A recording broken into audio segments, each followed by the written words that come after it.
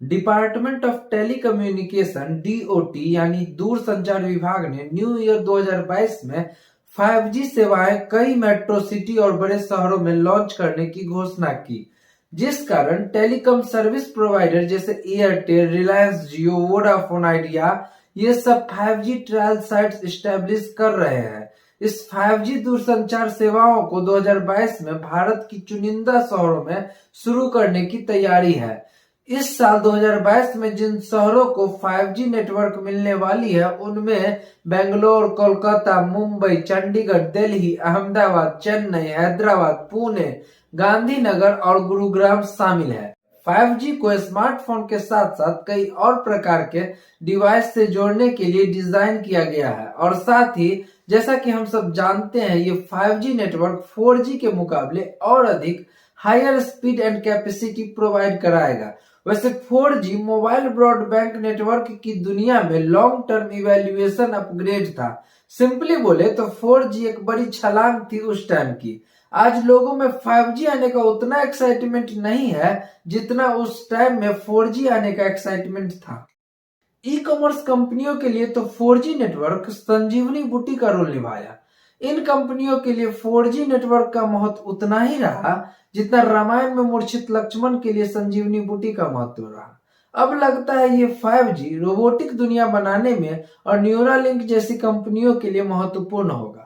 लेकिन गौर करने वाली बात है, जैसे 4G का इतना साइड इफेक्ट पड़ा लोगों पे, इस नेचर पे, तो जरा सोचिए ये 5G कितना नुकसानदेह करेगा इस संसार के लिए। इसलिए कई देश विदेश के लोग, समाज, एनजीओ इसके खिलाफ आवाज उठा रहे हैं।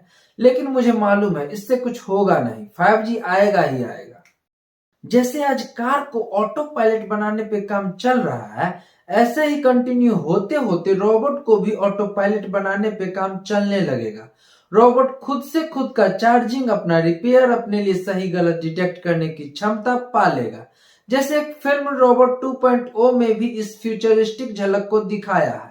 आगे चलकर ये होना भी कौन सी बड़ी बात रह जाएगी कि रोबोट मनुष्य को अपने लिए खतरा मानकर मानव नाम का जीव इस संसार से हटा दे।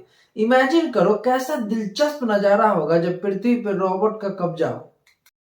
या ऐसा भी हो सकता है उसमें से कहीं कोई रोबोट इंसान पे रहम करके दूसरे किसी प्लेनेट को इंसान के रहने के अनुकूल बनाकर कुछ एक इंसान को इस पृथ्वी से जुड़ा सारा याददाश्त लॉस करके वहां छोड़ आए।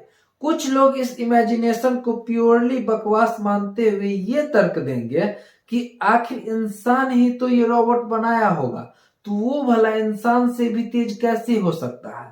तो सर आप ही सोचिए, कैलकुलेटर को इंसान ने ही बनाया, तो क्या इंसान से ज्यादा स्पीड से ये कैलकुलेटर नंबर को कैलकुलेट कर रहा है या नहीं।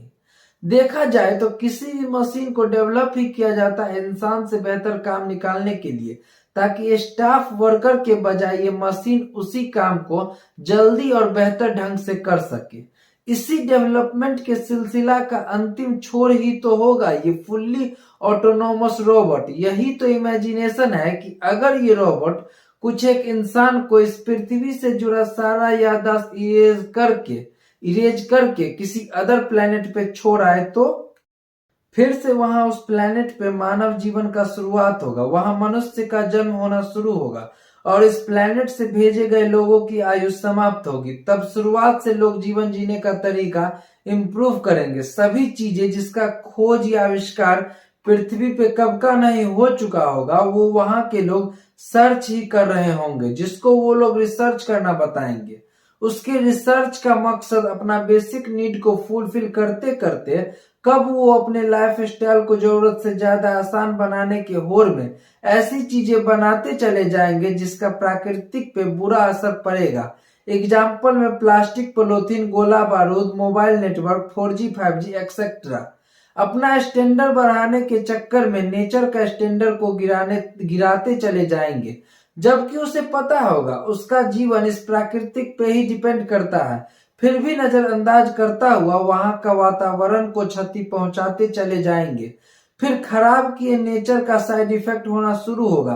कई तरह तरह के बीमारी, वायरस का उत्पत्ति होता चला जाएगा और लोग स्वस्थ शरीर के बजाय रोग युक्त शरीर लेकर जीने पे मजबूर होंगे। वहां पॉपुलेशन बढ़ेगा, तब कई तरह के धर्म बनेंगे, वेराइटी ऑफ गॉड होना शुरू होगा। फिर धर्म भगवान के नाम पे कुछ लोग भीख मांगेंगे और कुछ लोग लड़ाई करवा के डिवाइड एंड रूल करेंगे। बीच बीच में उस गोला के लोग पृथ्वी से भेजा विमान देख के उड़न तस्करी बताएंगे। आप समझ ही रहे होंगे कि मैं क्या बताना चाह रहा हूँ। हाँ, सही समझे आप। क्या ठीक ऐसा ही तो इस पृथ्वी के साथ तो नहीं हुआ है? क्या ये पृथ्वी सिर्फ डायनासोर जैसे जीवों के लिए तो नहीं था? फिर किसी के द्वारा एक्सप्लोजन करवा के इस प्लेनेट को रिफ्रेश कर मनुष्य को रहने लायक बना के मानव को सेटल तो नहीं किया गया किसी के द्वारा? क्योंकि इतना तो इत्तेफाक नहीं हो सकता कि इस प्लेनेट का एक्सप्लोजन होकर हर वो चीज बैलेंस मात्रा में अवेलेबल हो जाना जितना कि मानव के एग्जिस्टेंस के लिए अनुकूल हो। परफेक्ट ग्रेविटी का होना, ऑक्सीजन का होना, वाटर का होना, ऊर्जा उत्पत्ति के लिए कई टाइप के रॉ मटेरियल का होना।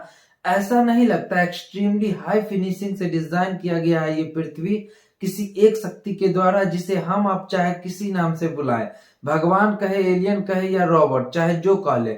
बट हकीकत तो ये है कि उस शक्ति को जानने पहचानने का औकात हैसियत है नहीं हम इंसानों के पास। बड़े बड़े साइंटिस्ट खोजकर्ता भी कह गए हैं कि इस सृष्टि निर्माण से जुड़ा ज्ञान समुद्र है, तो हम उस समुद्र की एक बूंद को भी नहीं समझे हैं अब तक।